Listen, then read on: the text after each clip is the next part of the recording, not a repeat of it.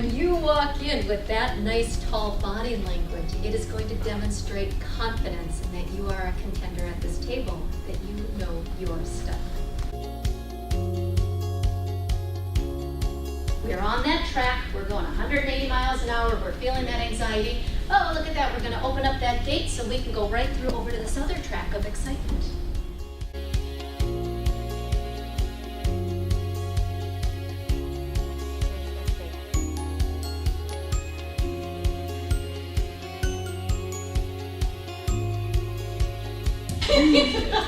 You feel it in your body, right?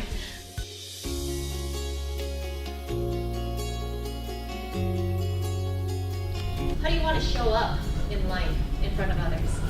We won't know what you're confident about, but we will assume you're confident about something.